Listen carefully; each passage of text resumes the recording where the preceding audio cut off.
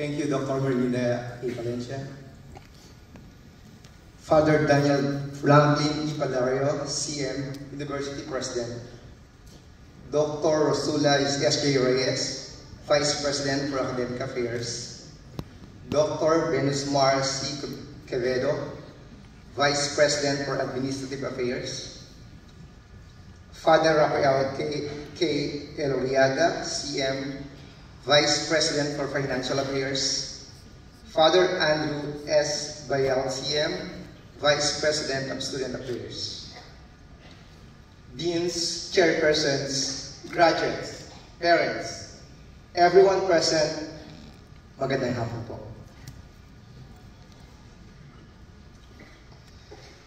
I am not your ordinary speaker.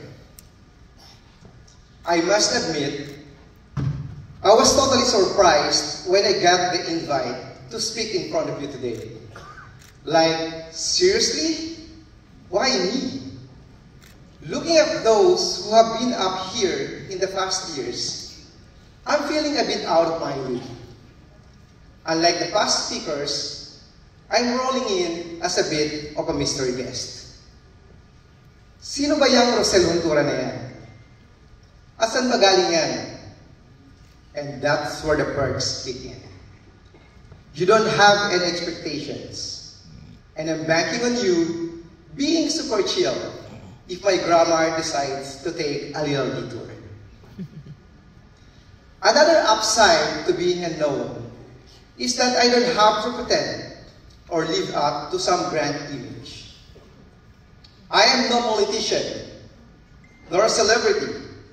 Although minsan, hindi may iiwasan na pagkamala din namang puyat ni Jonathan Cruz. Seriously? There's no fit to fill a mold. I can just be me, how I managed to survive studies, made mistakes, and most of all, kept it real. This isn't the first time that I'm talking to a crowd of graduates. I have been invited few times to speak, pero mostly doon sa elementary school where I graduated. That's why this one hits differently. And I know very well the feeling in this very hall today. So allow me to first and foremost congratulate you as you've officially earned the right to wear that black toga without any judgment.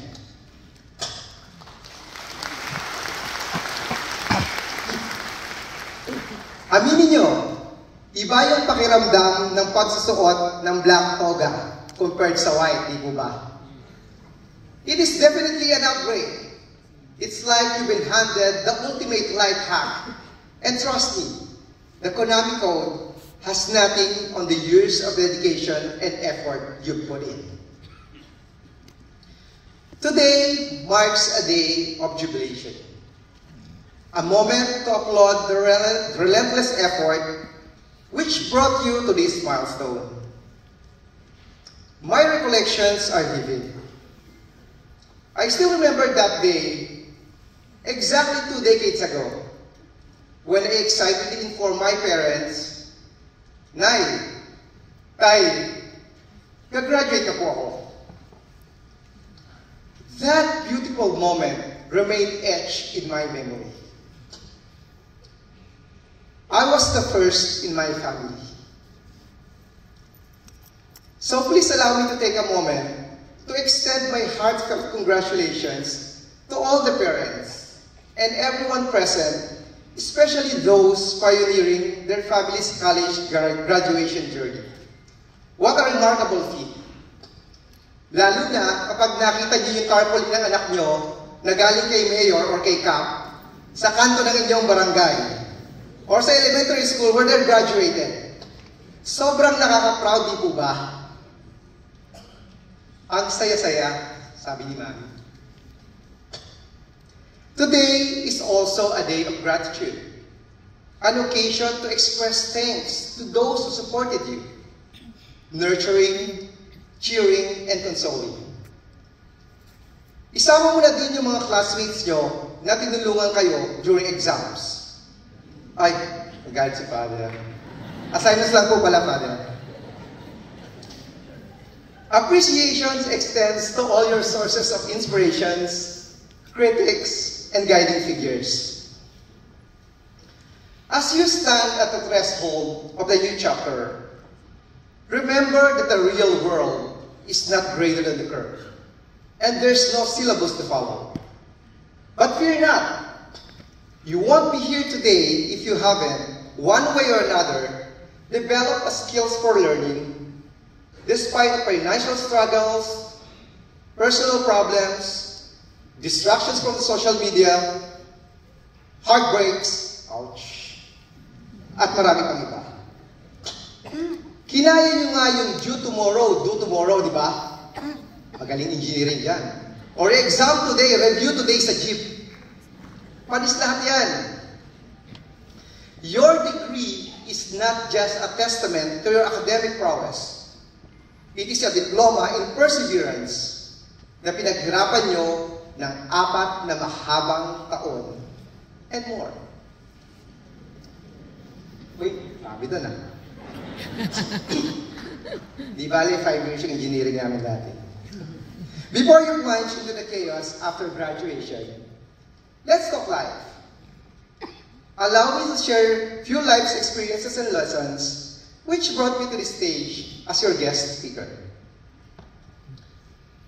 When Ma'am Radindin invited me to this event, she told me, and I quote, "I know you represent every graduate who was able to conquer the global community." End of quote. After I processed the initial surprise of receiving the invitation, pangalawang speech ko na to, pero kinakabahan pa rin ako. I'm really surprised. Bakit talaga? I got thinking, how was I able to break into the international field? By any means, I am just an ordinary graduate of BS ECE. After some reflection, this is what I realized. I want to share a message that goes beyond traditional wisdom. Yes, passion, hard work, and resilience are all crucial. These qualities are essentials for achieving various success in different aspects of life. But this time, let's shine a spotlight on something equally important. This has been my guiding light throughout this journey. One that goes beyond the technical realm of technical expertise and hard work. I want to talk about the immeasurable value of relationship. In a world that often emphasizes technical prowess, it is easy to overlook the profound impact that our relationship with others can have on our personal and professional growth. I want to share a perspective that has been at the core of my own experience. The belief that the bonds we form with those around us are not just a complementary to our technical skills, but are in fact the heartbeat of our success. I have a background in electronics fields and have devoted 2 decades to working in both manufacturing and independent distribution. Over the course of this time frame, there were many difficult moments that shaped me into where I am today. And the first one happens in 2004. Joining the cadetship program as a process engineer in Amcor Technology Philippines marked my introduction into the corporate world. It was both thrilling and intimidating, as with any new ventures, especially for the first job. While the cadetship program provides an opportunity to learn the intricacies of the job gradually, I personally committed to accelerating my learning curve and delivering significant value at the earliest opportunity. Sinabi ko sa sarili ko, gagalingan ko talaga. I would make the most out of this training ground. Bukod sa sobrang daming overtime, which translate, marami ako bibigay sa nanay ko. I also interface a lot of people along the way from ground up. And regardless of person's position in the company, I treated everyone with utmost respect. Respect begets respect, ika nga. Along with the hard work and dedication, it was just a matter of time when people start to notice my passion and sincere commitment to deliver. I work on helping others to achieve their goals. And in return, they help to achieve mine. Having successfully managed few minor projects, I gained trust and responsibility, leading to the opportunity to handle more crucial and significant projects. Naging madali at mabilis ang execution ng mga projects ko dahil sa maraming taong nakasuporta sa akin. Kapag kailangan ko ng machine, the other department are very much willing to lend them to me. Process improvements were smoothly implemented since I can get their buy-ins easily. These people whom I work with and build good relationship with are the ones who wanted to see me succeed, as they deem my success as theirs, and vice versa. Big shout out to Tita Emma Cabiling, Ma'am Talis Bernal, and Paring Bayason for being so supportive and patient with me during those days. Mahal ko kayo. Graduates, I highly encourage you to build a strong, positive connections with others. It lays the foundation for collaboration, opportunities, emotional support, learning, trust, effective communications, and positive overall environment. Whether in personal and professional contexts, success is often intertwined with the quality of relationship one maintains throughout their journey.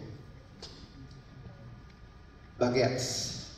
The value of relationship is something that technology, be it AI or ChatGPT, cannot replicate. We need to build a foundation of trust. In any relationship, trust is the cornerstone that holds everything together. It is established through open communications, reliability, and genuine intentions. Building a solid foundation of trust takes time and consistency. Hindi minamadali yan. Walang instant, walang shortcut, kailangang trabahuhin mabuti. Be honest, stay true to yourself, and show that you can be relied upon. Trust transforms relationships, creating a strong base for understanding, cooperation, and long-lasting connections. After a few years of working, my father died. I have a high school brother, an elementary sister, and a sick mom. Being the eldest, paano ko matutugunan ang pangangailangan ng aming pamilya? Si God, laging may better plan. Amen? He is indeed the best provider. One day, I received an email from Singapore for an interview. Inisip ko, siguro scam lang to. Hindi naman po kasi ako nag-a-apply abroad eh. Yun pala, yung kasama ko sa cadetship program, pinasa yung resume ko sa Singapore. To cut the story short, I got the job. And so comes the next pivotal moment for me, ang iwan ng ating bansa at magtrabaho abroad para mas matulungan ang aking pamilya. In the beginning of my career abroad, I found myself under the mentorship of a seasoned Singaporean manager who played a pivotal role in shaping my professional trajectory. His leadership style and wealth of knowledge in the industry became my guide as I navigated through the challenges of the corporate world. Under his guidance, I learned not only the technical aspects of my role, but also the importance of effective communication, critical thinking, and global perspective. Our professional relationship was built on mutual respect, and I soaked in every lesson he imparted with enthusiasm and dedication. Another important thing I learned was how to overcome the cross-cultural barriers. Iba't ibang ugali eh. Iba yung humor, iba yung belief, prejudice, at syempre yung language. Noong una, hindi talaga po kami magkaintindihan. Singlish sila eh, Singaporean English. And ako naman, I have a very strong Caviteño accent. Obvious naman po, di ba? But I learned how to adapt. Find a common ground and work harmoniously together. Adaptation is good. Finding that common ground is also good. Pero sinabi ko sa sarili ko, kahit na anong mangyari, I should never lose myself and stay true to who I really am. I just kept doing my best. Ang pagkakaroon ng pagmamahal at pagmalasakit sa trabaho at mga katrabaho ay isa sa katangian nating mga Pilipino na hinahangaan ng iba. Umaangat talaga tayo pagdating dyan. At personally, naniniwala ako na kapag minahal mo ang iyong trabaho, ay mamahalin ka rin ito ang return. Sana all. Sabi ni Kuya, sana ganun yung love life niya. After a few months of working in Singapore, my boss then said that I am ready. And so comes another career shift happens. From Singapore, I was transferred to Amsterdam to set up a quality and ops team. The transition from being subordinate to becoming a leader was both challenging and rewarding. As the years passed, I continued to grow my career in another company, which is the Velocity Electronics, which serves now as the Global Vice President of Quality and Operations. I then hired Vincent, the once mentor, now a colleague. My Singaporean manager found himself working under my direction. The transition was handled with grace and professionalism as a testament to the mutual trust and respect that had always characterized our working relationship. While it marked a shift in our roles, the camaraderie and shared commitment to success remained intact. The experience reinforced the idea that the leadership is not about hierarchy, but about collaboration, mentorship, and continuous growth. Today, as I reflect on my journey, I recognize the significance of early mentorship that sets the foundation for my success. The story of going from reporting to a Singaporean manager to having him work under me is a testament to the transformative power of mentorship, growth, and the dynamic nature of careers in the ever-evolving landscape of the professional world. As you embark on your journey beyond academic realm, I want to emphasize the invaluable role of finding a mentor in shaping your professional and personal growth. A mentor is more than just a guide. They are a source of wisdom, support, and inspiration. Remember that finding a mentor is a personal choice. Seek someone whose values align with yours, who has achieved success in areas that interest you, and who is willing to invest time and effort in your development. As you dedicate yourself to achieving success in your career, do not ever lose sight of what holds the utmost significance for you. Ensure your priorities are well defined and allocate more time and effort to those that matter the most. Personally, my top priority is my beautiful family. Making sure I continue to nourish my marriage with my gorgeous wife, raising my kids to have a heart for God, compassion to others, and be mentally strong, physically healthy, and guided spiritually. Class of 2024, you have the whole world in front of you. You have the ability to create positive change in our lives, in our communities.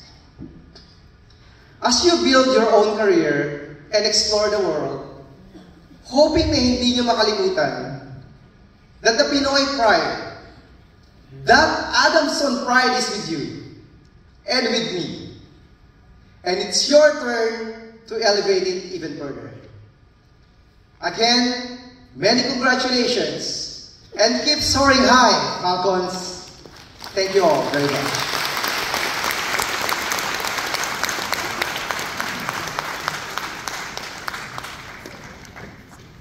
Thank you very much, Engineer Hontura, for your words of inspiration. May we ask Engineer